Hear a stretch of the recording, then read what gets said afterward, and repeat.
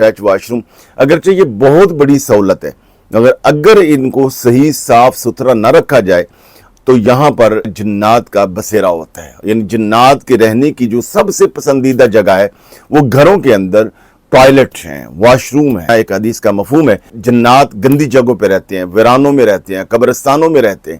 یعنی یہ ہر وہ جگہ کہ جہاں گندگی ہوتی ہے تو وہ جنات کے رہنے کی پسندیدہ، بالخصوص جو گندے جنات ہیں، غیر مسلم جنات ہیں۔ تو اس لیے جو گھر کے واش روم ہیں ان کو صاف ستھرا رکھنا بہت زیادہ ضروری ہے۔ نبی علیہ السلام نے ارشاد فرمایا کہ تم جب بھی واش روم جاؤ تو آپ نے یہ دعا سکھائی، اللہم انی اعوذ بک من الخبث والخبائث۔ جب واش روم جائیں تو یہ دعا کر کے جائیں کہ اے اللہ مجھے ہر طرح کے خبیث جن سے اور جنی سے اے اللہ تم محفوظ رکھ۔ یعنی اس کا مطلب یہ ہے کہ جنات جو ہیں یہ واش روم میں ہو سکتے تھے، یا جہاں کوئی آدمی رفع حاجت کے لیے جائے، باہر ویرانے میں جائے تو وہاں یہ ہو سکتے تھے۔ اسی لیے کہ اللہ کے پیارے رسول نے اپنی امت کو یہ دعا سکھائی۔ لہذا ایک تو اپنے واش روم کو بہت زیادہ صاف اور ستھرا رکھیں۔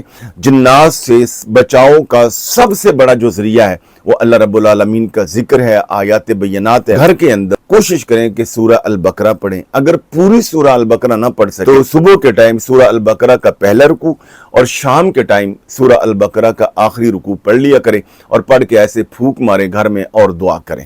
اور اس کے ساتھ ساتھ گھر میں صبح اور شام اول آخر 3 مرتبہ درود پاک، 3 مرتبہ آیت الکرسی اور آخری تینوں کل پڑھ کر گھر پہ اس طرح پھونک ماریں، انشاءاللہ عزیز آپ کے گھر کا حصار ہو جائے گا اور ہر طرح کے شیاطین اور جنات جو ہیں وہ یہاں سے بھاگ جائیں گے۔ اور اس کے ساتھ ساتھ اپنے واش روم کی صفائی کر کے اچھے طریقے سے وہاں پر آپ سفید پھٹکڑی رکھ دیں، اور سفید پھٹکڑی کسی ڈبے میں رکھ دیں، کھول کر کسی شاپر میں رکھ دیں، کہیں لٹکا دیں، اور اس کی ہلکی ہلکی خوشبو آتی رہے گی۔